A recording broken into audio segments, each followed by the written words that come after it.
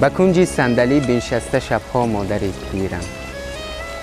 تو شاید جامعه دامادی میدوزی به صد نیت، که روزی توی دیده در قد من بشکنی ارمان، ببینی تا برنگ نو به حسن نوجوانیت.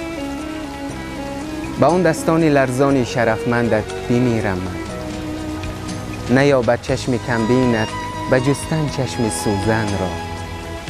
بلرزد دست پر ایجاز تو در قبضه پیری، ولیکن باز میدوزی تو دسترخوان گلدوزی. که روزی معرکت در بین مردم آبرو گیری، چه دنیایی است دنیای امیدی تو ایا مادر، ایا مادر. به گفتن محبت کم نگردد و بیان هم کردن نشاید، چون مثل او بزرگ و دریادل و خدای مهربانی و صداقت کسی نیست و هنوز کسی در وصفش سخن را انجام نداده و هنوز هم در دل هر یک صاحب قلم و صاحب دل محبت مادر می سبزد و محبت مادر نیز نسبت فرزندش همیشه سبز است.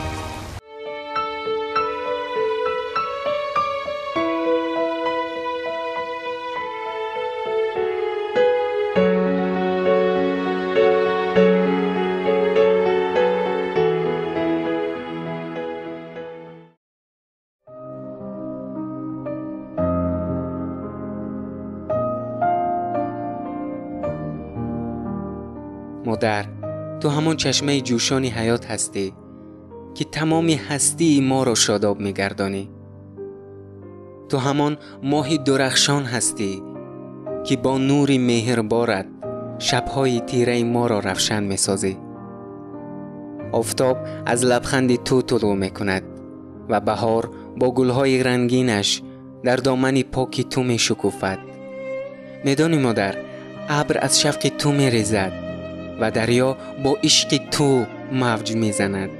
زندگی از تو آغاز می شود، یعنی سرآغاز بودن این صدای گرم و گرامی توست و دنیا از بوی مقدس تو عطرآگین است.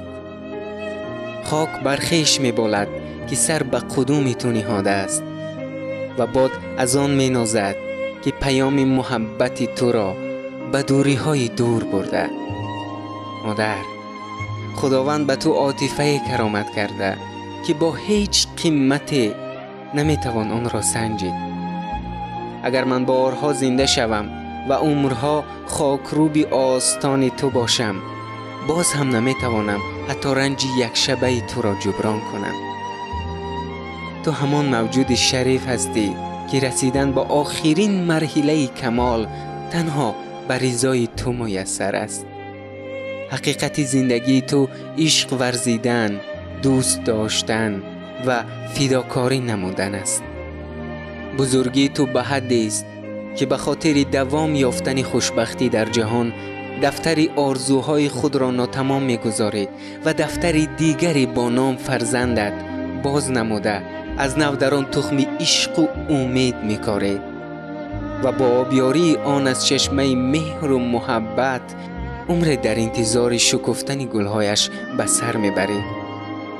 مادر، نفسی تو نسیم است که آرامش را در جان زمین جاری میکند و چهره نورانی تو آینه تمام نمایی است از بود و نبود ما.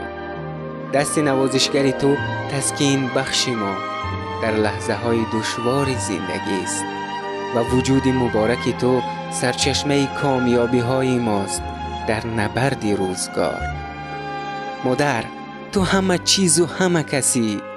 عشق با تو به کمال رسید و مهربانی در تو خاتمه یافت. تو مظهر زیبایی و صداقتی و تمام خوبی ها را میتوان در نام پاکت خلاصه کرد. مادر، مادر.